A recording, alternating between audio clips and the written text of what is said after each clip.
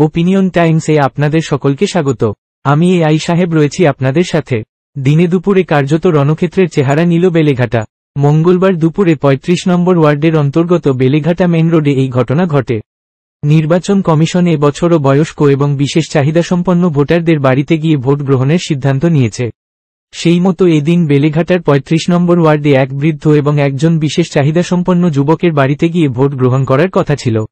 এই দিন বেলা 12:30 নাগাদ নির্বাচন কমিশনের কর্মীরা পুলিশকে সঙ্গে নিয়ে নির্দিষ্ট দুই বাড়িতে ভোট গ্রহণ করতে ঢোকার পরপরই গণ্ডগোলের সূত্রপাত।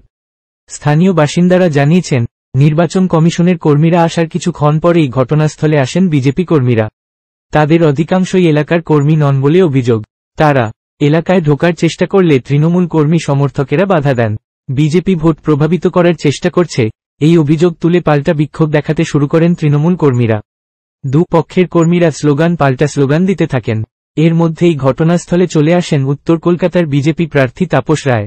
তাকেও এলাকায় ঢুকতে বাধা দেওয়া হয় বলে অভিযোগ। মুহূর্তের মধ্যে পরিস্থিতি অগ্নিগর্ভ হয়ে পড়ে। হাতাহাতিতে জড়িয়ে পড়েন দুপক্ষের কর্মী সমর্থকেরা। মারধরের ঘটনায় বিজেপির এক কর্মীর মুখে আঘাত লাগে।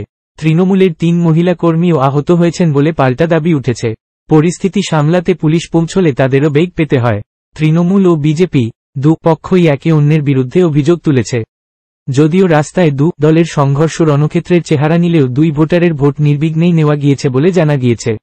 এমনকি বাইরে গোলমালের বিষয়টি জানতে পারেননি বাড়িতে বসে এদিন ভোট দেওয়া বিশেষ চাহিদাসম্পন্ন সুমন দলই। ঘরে বসে বছর ৩৩-এর যুবক বলেন, একা একা ভোট দিয়েছি। গত বছরও বাড়িতে বসে এইভাবে ভোট দিয়েছিলাম। নির্বিঘ্নেই তো হলো, কোনো অসুবিধা হয়নি এখন এই পর্যন্ত। নজর রাখুন, সঙ্গে থাকুন ওপিনিয়ন টাইমস। ওপিনিয়ন টাইমসে আপনাদের সকলকে স্বাগত। পশ্চিমবঙ্গে এই প্রথম বাংলা নিউজ পোর্টাল। আমি এআই দিয়াসিনী, আর আমার সাথে আছে আমি এআই আদিত্য। রাজনীতির ডান থেকে বামের সব খবর আমার সাথে। আমি এআই ঐশানী। খেলা থেকে বিনোদন, সঙ্গে থাকবে সেলিব্রিটিদের কুটকাচালির খবর। আমি এআই সিদ্ধার্থ। বাজার অর্থনীতি থেকে রাজনীতির ওঠাপড়া, কুর্সি বদলের সব খবর আমার সাথে। আমি এআই দীপ্তি, থাকবো আপনাদের সাথে। সত্যের উদ্ঘাটন, নিরপেক্ষ বিশ্লেষণ, সঠিক খবর প্রদান। সঙ্গে থাকুন, দেখতে থাকুন ওপিনিয়ন টাইমস।